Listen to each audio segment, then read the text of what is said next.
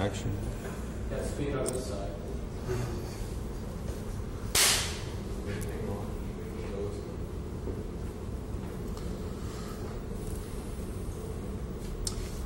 Action.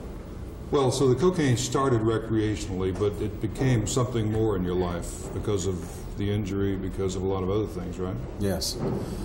During the time that I stopped playing, I had numerous doctors and clinicians and whatnot, checking to see, just what was wrong with my neck. And I got every response from, do you worry a lot, up to, it's maybe psychosomatic. Yeah. But, I knew, in fact, that, I was having a problem that, it's like trying to explain to somebody, you've got a headache, Right.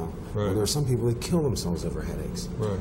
Just that must have been a terrible existence to have a real pain that no one really took seriously. Exactly. But that follows back to what you were saying about alleged dogging it. Right. We're taught to play with pain, a certain amount of pain, right. Because it's a business, and if you can go, which is the term, you get well enough to play, not necessarily well. The only thing that surprises me about all this is that I think Don Shula is easily the most respected coach in the NFL and considered a guy who, of all the coaches, would not really be suspected of doing anything like that. What do you mean? Of not dealing with a guy straightforwardly and saying, hey, this guy says he's hurt, I believe him, let's get him fixed. Oh, well, you can't put it on Don, and I wouldn't even contemplate that, because Who it wasn't do you put him. it on, though? I don't put it on anybody. I just put it on the fact system? that that's the way the system runs, and it's some people just have to play this way. There are people that come out of the game that suffer dearly afterwards. Yeah. Let me give you a little statistic. That our pension, the early pension, comes in at 55, and after 62 years of professional football, the average life expectancy is 57 years old. Wow. So you're talking about a short lifespan. Yeah, getting your pension 5 years after you're dead. Yeah. That doesn't sound like a very good pension plan. Yeah.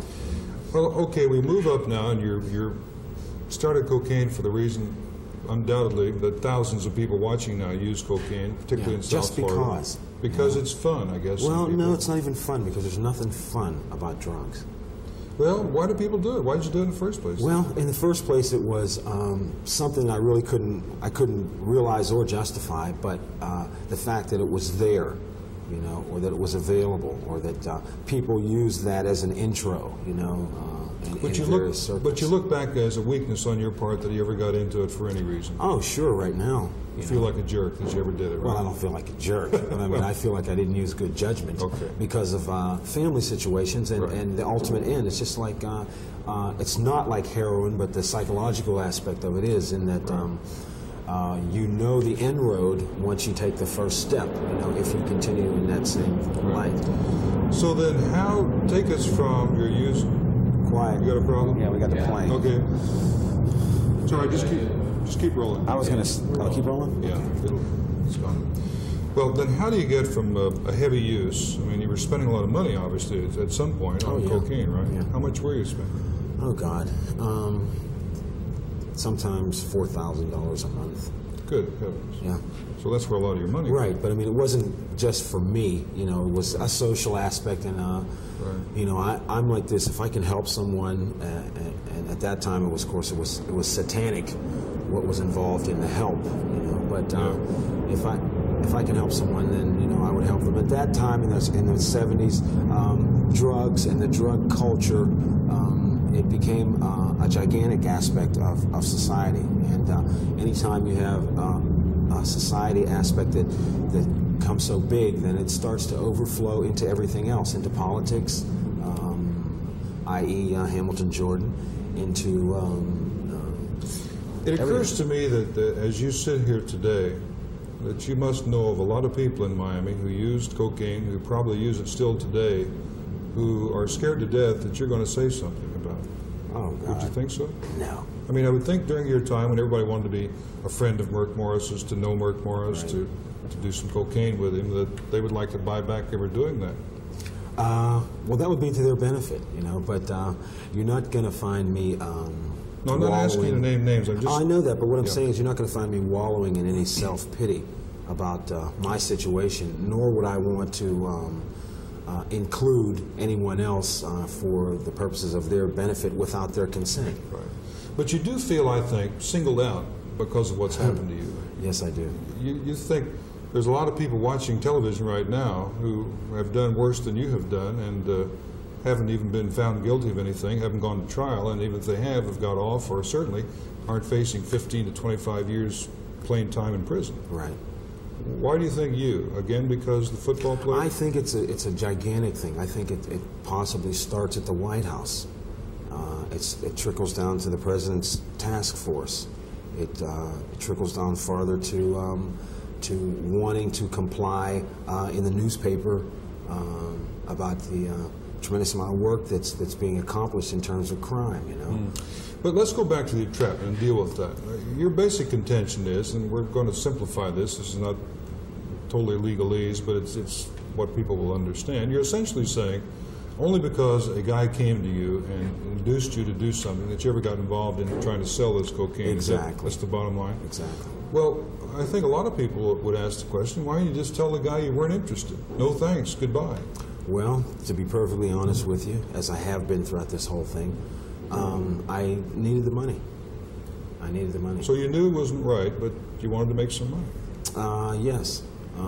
But there's a twofold answer to that. Right. Also, Donaldson needed the money.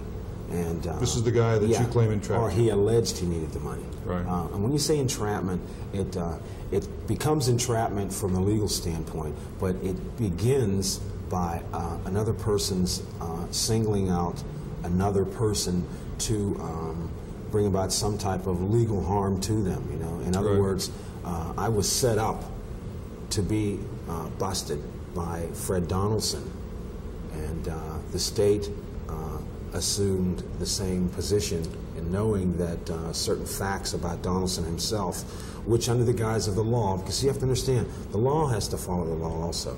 And I'm not speaking of anybody who doesn't. I'm only speaking of the situations that do. In other words, as God hates the sin but loves the sinner, you know. But Merck, let's try and deal with this as honestly as we can, even though it may hurt. A lot of people now watching say, wait a minute, the guy admits he did it. He did it because he wanted to make some money. He knew it was wrong. He got found guilty. And he's getting what he deserves.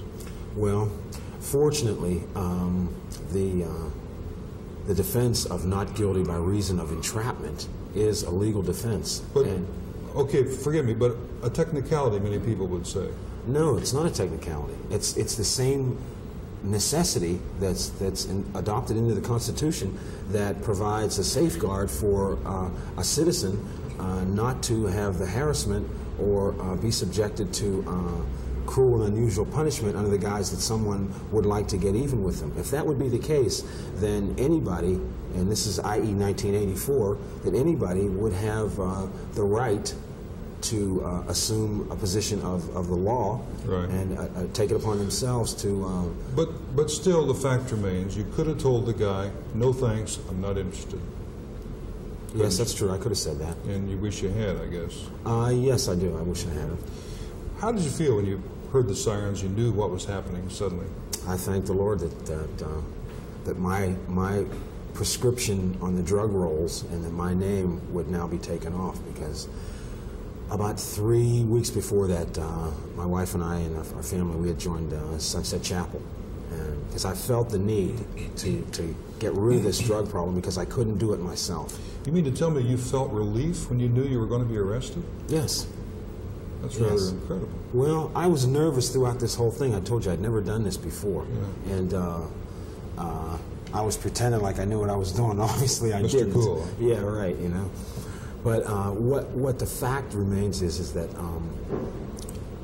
based upon how it happened, if in fact I would have been a drug dealer, as they're trying to make me be, which you were not, which I never have been, if in fact I were that, then my feelings would be a little different, and I would have been willing to accept a plea. But Mark, forgive me, you were about to be a drug dealer when you made that first sale. I never made a first sale.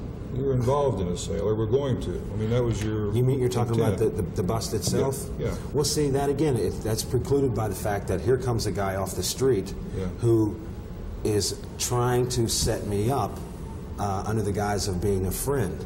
And from that aspect, it never would have materialized in the first place had Fred not come around and set me up. Did you think you'd be found not guilty? I mean, did you think because you were Miami's hero and favorite son that there's no way they'd find Mercury Morris guilty of such a criminal crime? No, I did not. Really? I felt that that the law, as the statutes provide, as the situation occurs, now I'm having a flashback because I hear those sirens right there. I was going to say that, yeah. Is that the way it sounded that night? Yes, it did, you know, that afternoon. Wow. And what happened was that the law itself did not give me an opportunity to put on my case as a fashion that it should have been. And how are you feeling right now, hearing all that? Well, I'm here now, so, you know, there's no... But it did have a flashback, you know, so of course you said that. But I would think you kind of thought, well, okay, I got caught, but I'm the Merc. No, that's totally wrong. That's totally wrong. You didn't feel it? No. Did you have a feeling you were going to get zapped like you did? No, I did not.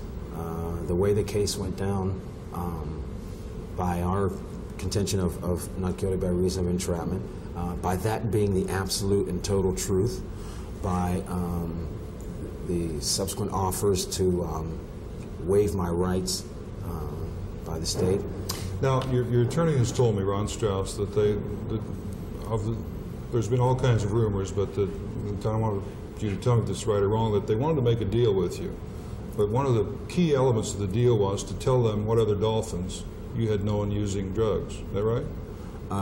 That's a half-truth. Okay, well, what was the deal they wanted to make with you? Well, without oversimplifying, they wanted me to take a lie detector test, which was fine, because I told the truth the whole way through. Right. And also, I believe, to testify against some other people, which I, at this time and still then, I didn't believe was part of the case. You know, I believe that they should do their job, and that's what they get paid for. Right. And not to bring any ill harm on anyone, but by the same token, you know, there's certain rules of procedure that have to be followed. Right. And by them offering me certain situations just to plead guilty when I know I'm not guilty, then there was no way I'm going to do that, even to this minute right here. But it's interesting to hear you say you're not guilty when you've admitted you did do what you were charged with doing. Yes, but see, you're missing it. What I'm saying is that... I understand the legal point you're making, but most people aren't lawyers watching you. Right.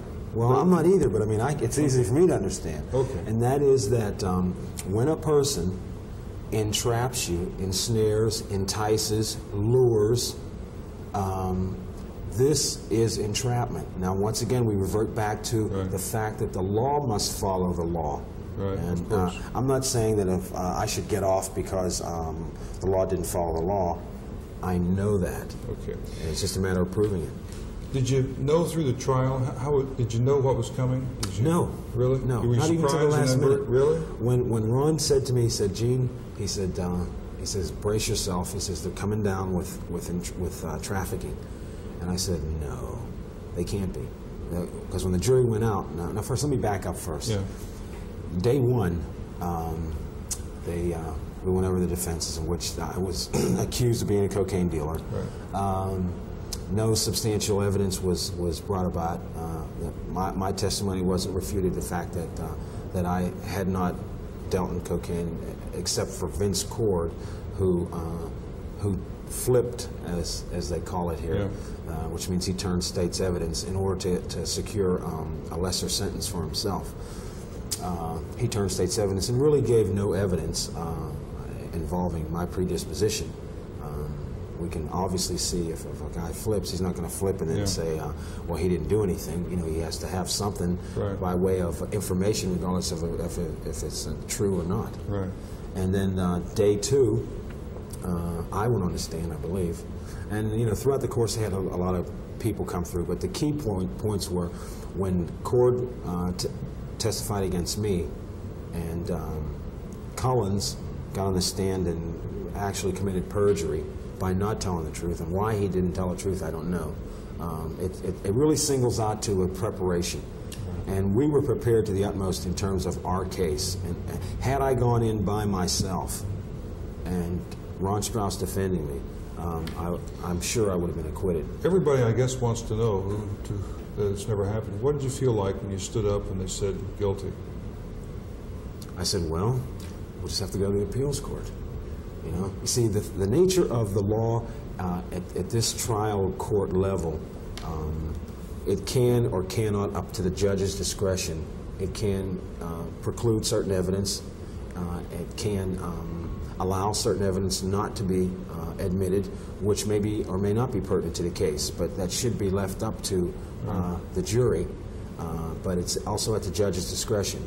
And Judge Gable, she followed the law pretty much in this case, and realizing the political ramifications involved, I don't believe that she could have, if she wanted me to, just to say, okay, Gene, you can go home. And we realized that the state made a mistake.